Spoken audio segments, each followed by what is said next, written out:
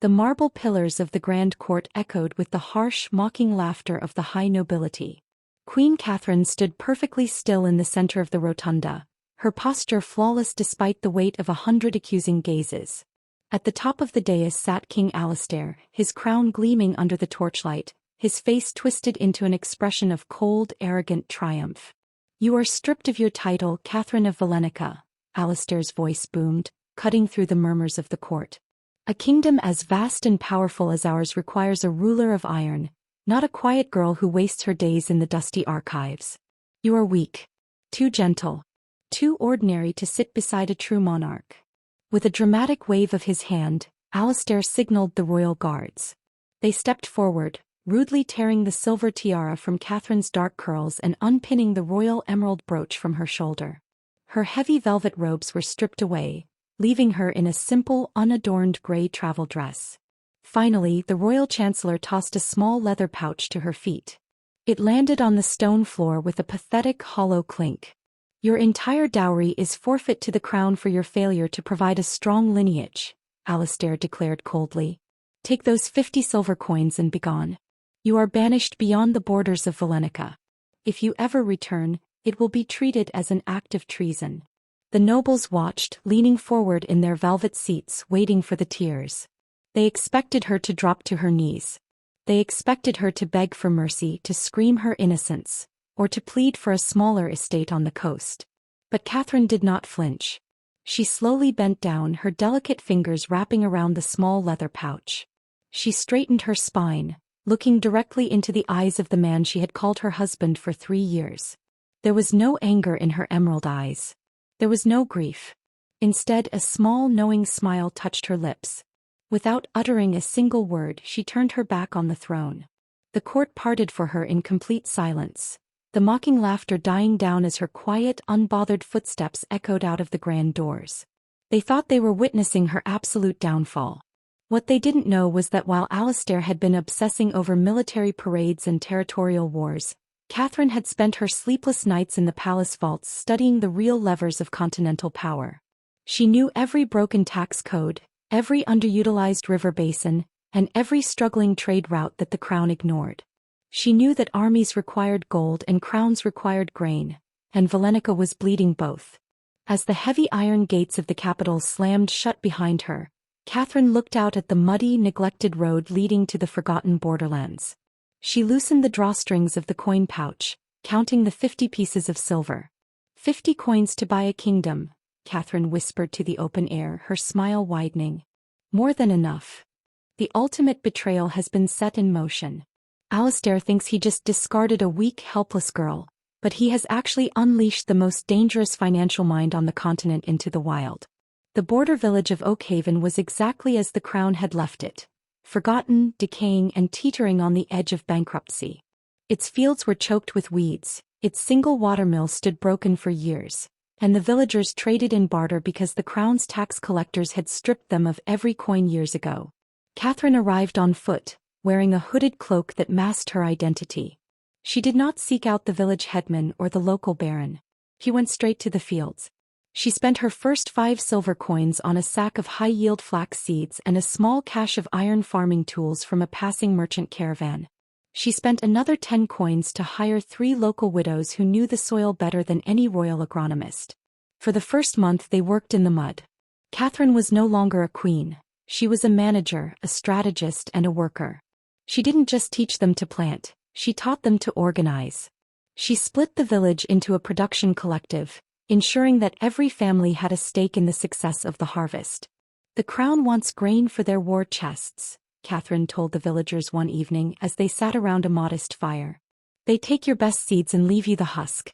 If we grow flax instead of wheat, we bypass the crown's quotas entirely. Flax is for weaving, not for feeding soldiers. It is for export to the Eastern merchant guilds."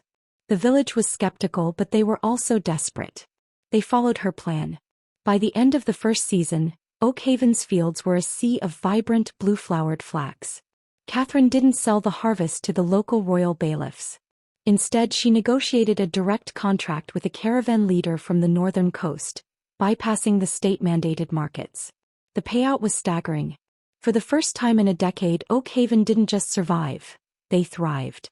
Catherine took her share of the profits, which had multiplied her original 50 silver coins into nearly 300, and she did not buy a house or fine clothes.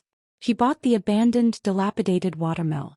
She hired the village's strongest hands to rebuild it, and she invested in a simple weaving press. Within 6 months, Oakhaven was producing high-quality linen thread that commanded premium prices in the capital city's own markets. The nobles who once mocked the poor exiled queen were now wearing clothing woven by the very village they had left to rot. Word began to spread. A lone merchant in a gray cloak was quietly turning every failing hamlet she touched into a booming trade hub. Catherine sat in her small, modest office above the newly renovated mill, looking over a ledger of her expanding investments. She was no longer just a woman in exile. She was the architect of a silent, growing network.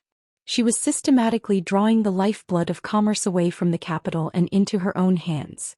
"They mocked me for being ordinary," Catherine murmured, dipping her quill into the ink to sign a massive contract for a new shipping line. "They have no idea what happens when an ordinary woman stops playing by their rules and starts owning the game." Catherine has officially taken her first step toward total financial dominance. She's not just surviving, she's building a network that will eventually force the king to crawl to her.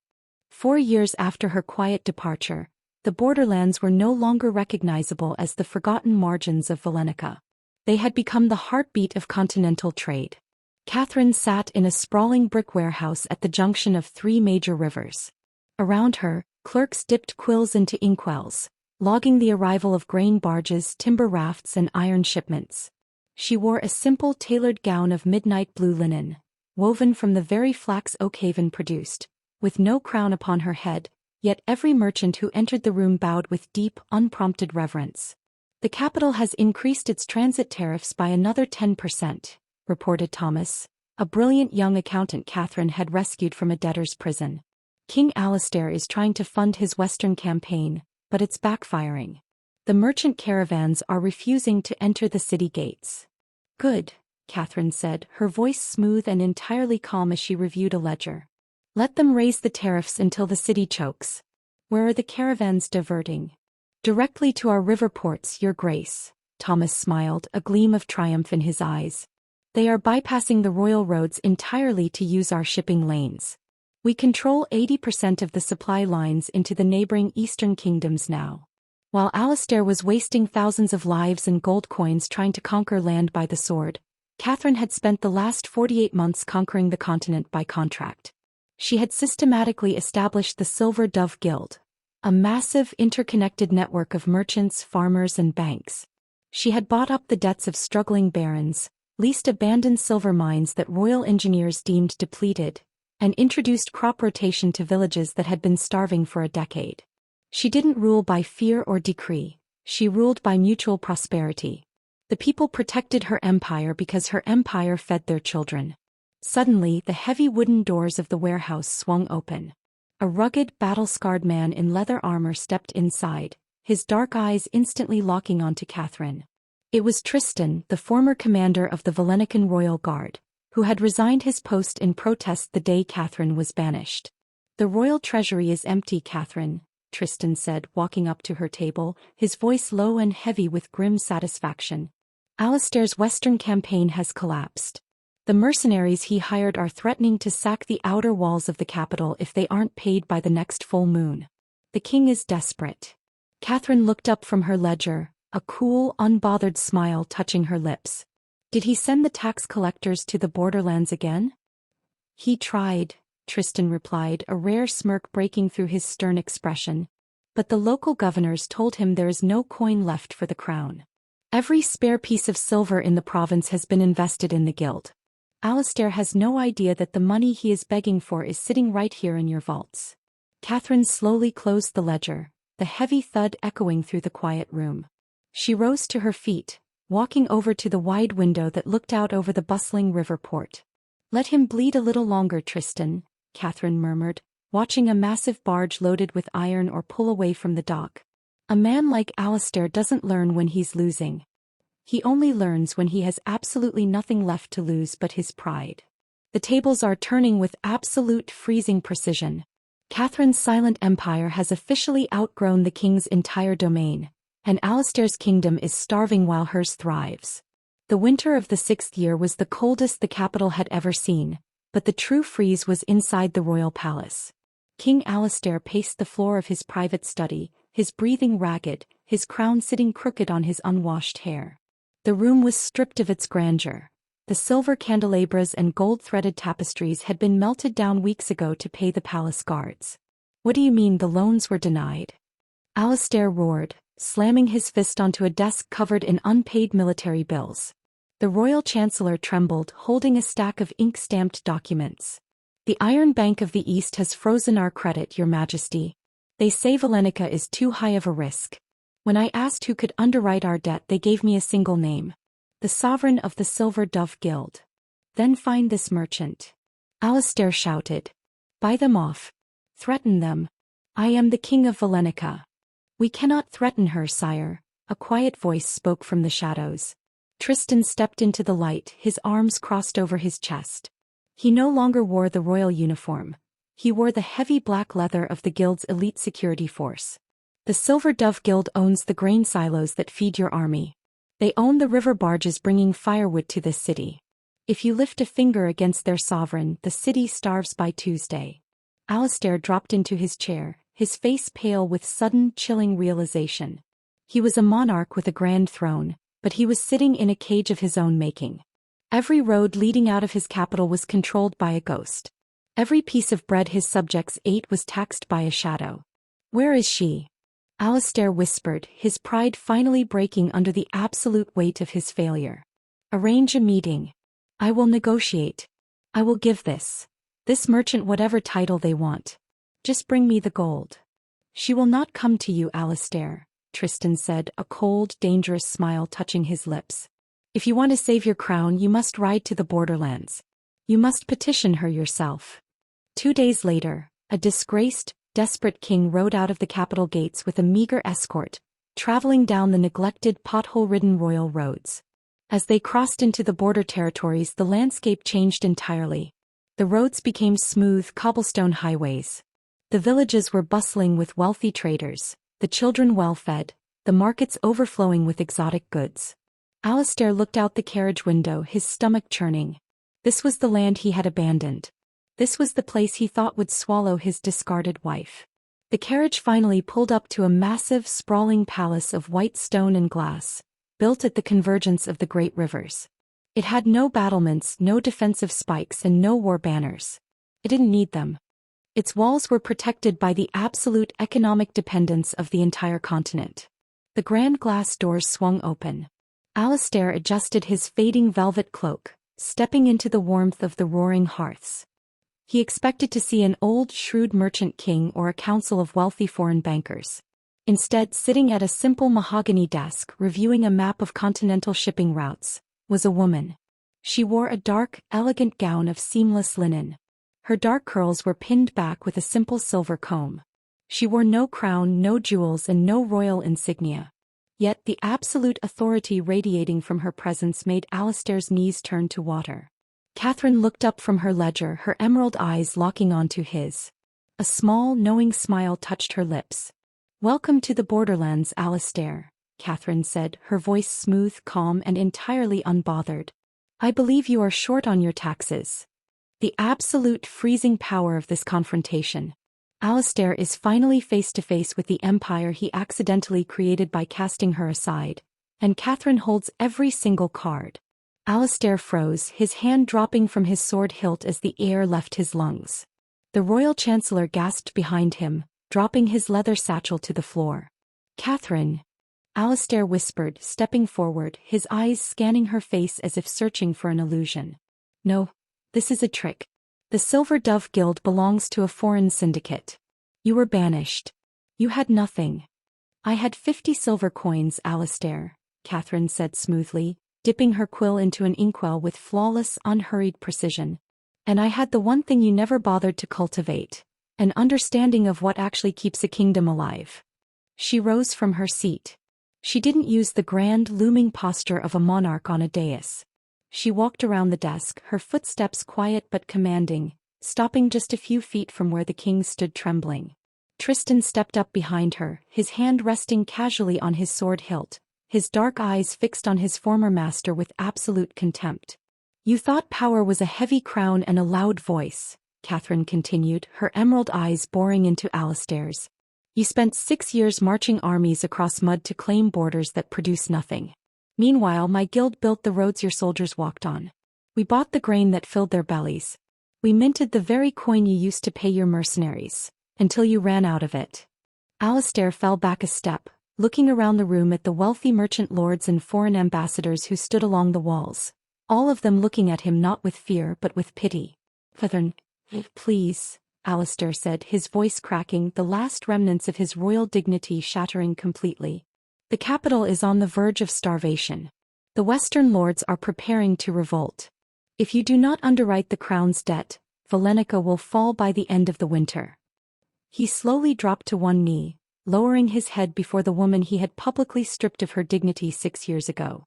"I will reinstate you. I will give you back your crown, your title, your place on the throne. We can rule together. Just save the kingdom." Catherine looked down at the crown resting on his unwashed hair, her expression entirely unbothered. "I don't want your crown, Alistair. I've built an empire without one, and it doesn't require a throne to stand," she said softly. "And I certainly do not want a seat beside a man who measures value by what he can take, rather than what he can build." She walked back to her desk, tapping her finger on a thick parchment document. "I will underwrite Valenica's debt," Catherine announced. Alistair looked up, a sudden desperate surge of relief flooding his face. You will. But not as a queen saving her king," Catherine countered, her voice turning to pure, unyielding ice. "As a creditor seizing an asset. From this day forward, the Valenican royal treasury answers directly to my council. Every tax collected in your provinces will flow through my banks first. You will remain on your throne as a figurehead, wearing a crown that my merchants pay for. You wanted a ruler of iron, Alistair. Now you have one." She picked up the pen and held it out to him.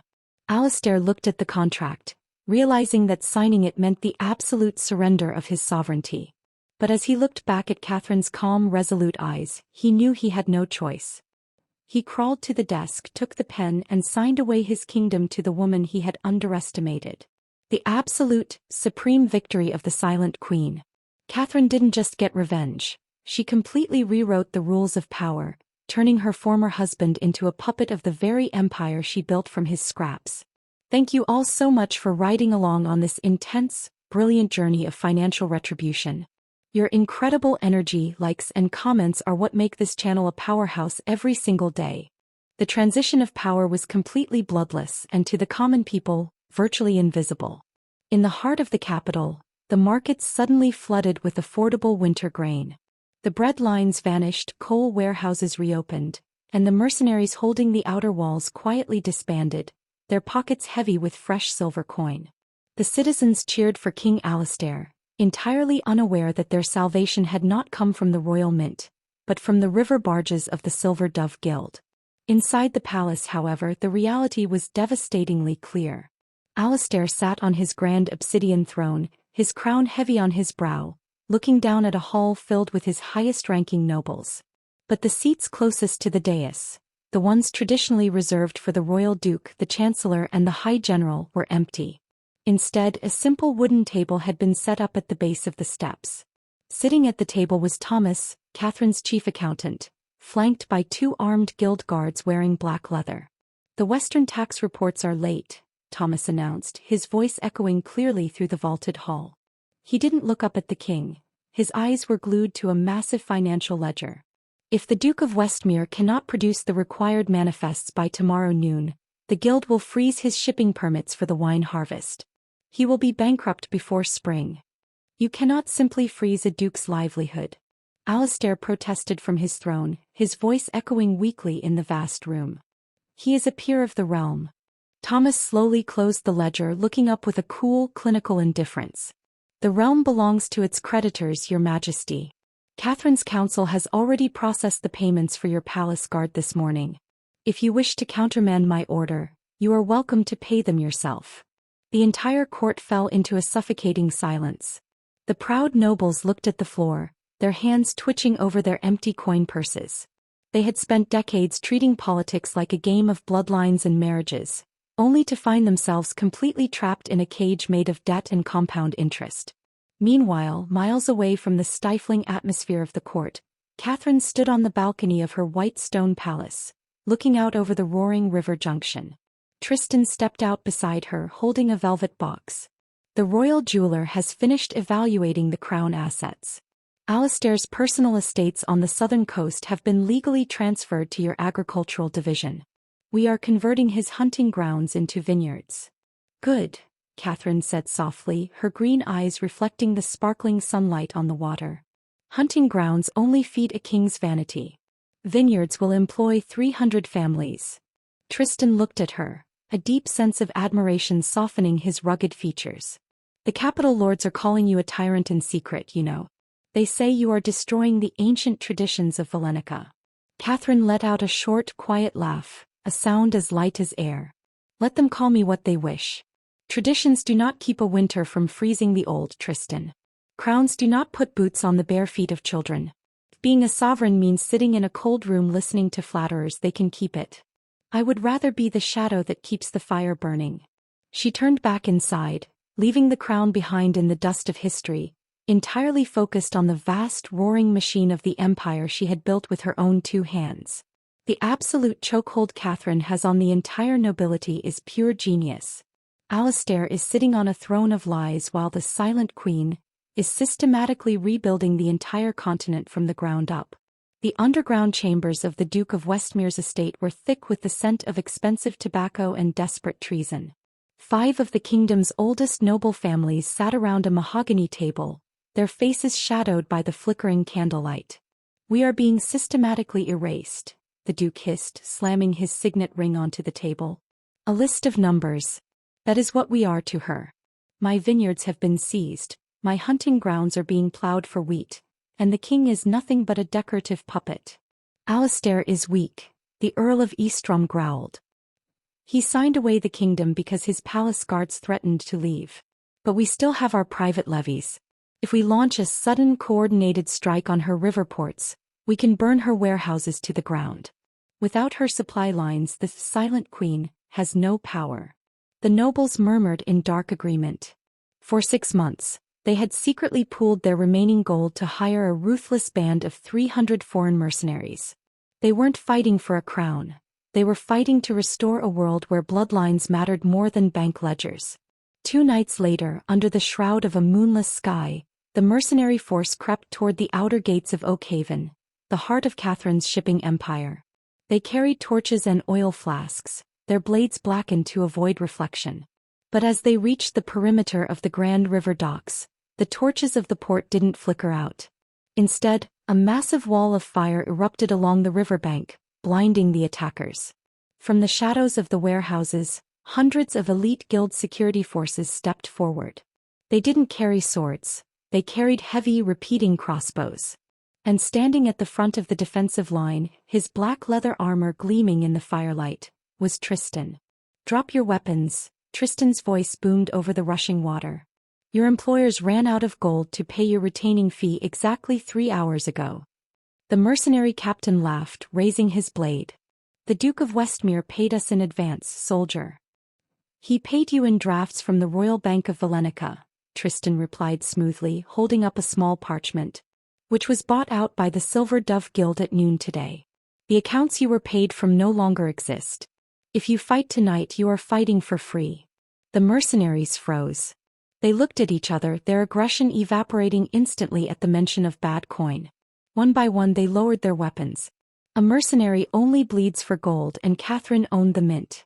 The next morning, the Duke of Westmere's front doors were kicked open by guild guards. He was dragged not to the royal dungeons, but to the simple white palace at the borderlands. Catherine sat behind her desk, drinking a cup of herbal tea. Alistair stood off to the side, looking pale and completely terrified. "You attempted to burn the Oakhaven granaries, Duke Westmere," Catherine said, her voice entirely calm, as if she were discussing a minor shipping delay. "You are a usurper," the Duke spat, refusing to kneel. "You rule by coin, not by right. The king should execute you for treason." Catherine looked over at Alistair. Should you, Alistair? The king flinched, looking away from the duke. The duke's estates are hereby forfeit to the guild to cover the cost of the mercenary mobilization, Alistair muttered, reading from a script Thomas had handed him minutes prior. Catherine stood up, walking over to the window. I don't execute people, Duke Westmere. Execution makes martyrs. Bankruptcy makes examples. You will leave this province today with nothing but the clothes on your back and a single sack of grain. Let us see if your ancient bloodline can grow a harvest without my gold. As the broken duke was dragged away, Alistair looked at Catherine, his hands shaking. He realized then that her mercy was far more terrifying than a guillotine. She didn't destroy her enemies' lives, she simply proved how utterly useless they were without her. The absolute tactical genius of the Silent Queen. She didn't even have to swing a sword to crush a noble rebellion, she just cancelled their checks. 10 years after her banishment, a strange and total peace had settled over Valenica. The kingdom was wealthier than it had ever been in its history, yet its wealth was anchored firmly in the borderlands. The capital had become a beautiful tourist destination, its marble streets pristine and its grand fountains flowing, but everyone knew the real decisions were made in the white stone palace by the river junction. King Alistair sat alone in his massive dining hall, staring at a feast fit for an emperor. There was roasted pheasant, imported figs, and wine from the newly acquired southern coast vineyards. But as he picked up his silver fork, he realized he was entirely alone. His court was empty. The sycophants and flatterers had long since departed to seek employment as clerks or directors within the Silver Dove Guild. His nobles had traded their swords for ledgers, realizing that proximity to Catherine's council was the only way to retain any semblance of luxury. Alistair looked down at his reflection in the polished silver plate. He had the crown. He had the title. But he was the loneliest man on the continent. Suddenly the heavy oak doors opened. Catherine walked into the dining hall. She wasn't flanked by guards and she wore no armor. She wore a stunning, unadorned gown of emerald silk that perfectly matched her eyes. For the first time in a decade she had come to the capital. Alistair stood up from his chair, his heart skipping a beat. Catherine, you're here. In the palace. I came to review the final audits for the decade, Alistair, she said, her voice rich, calm, and entirely steady as she walked down the long table. The kingdom's debts have been completely cleared. Valenica is no longer a risk. You are, by all accounts, a solvent king. Alistair let out a hollow, bitter laugh, resting his hands on the back of his high chair. Solvent? Yes. But at what cost? I sit on a throne that means nothing. I wear a crown that your accountant approved for my budget. My people love me because they are well-fed, but they pray to the silver dove for their harvest, not to their king. He looked at her, his eyes raw with a decade of unspoken regret. You didn't just take my kingdom, Catherine. You made me entirely irrelevant. You proved that I was the weak one all along. Catherine stopped at the end of the table, looking at him with a quiet, observant gaze. There was no malice in her face, only the cool clarity of a woman who had outgrown the smallness of revenge. I didn't take your kingdom, Alistair. I saved it from you, she said softly. You thought ruling was about forcing people to look up at you from their knees. I knew that ruling was about giving them a foundation so they could stand on their own 2 feet. You gave me 50 silver coins to destroy me, but you forgot that a seed doesn't die when you bury it in the dirt. It grows. She reached into her small velvet bag and placed a single object on the polished table. It was a brand new, beautifully minted gold coin. On one side was the crest of Valenica, on the other was the symbol of the silver dove. Tomorrow I am stepping down from the active council, Catherine announced smoothly. Thomas and Tristan will manage the daily operations. The empire is stable, the trade routes are secure, and my work here is done. Alistair took a step forward, a sudden panic gripping his chest. Where will you go? Beyond the eastern mountains, Catherine smiled, her eyes turning toward the open windows. There are new territories opening up, new roads to build, and new markets that have never seen a fair contract. I am a builder, Alistair. And a builder cannot stay in a finished house.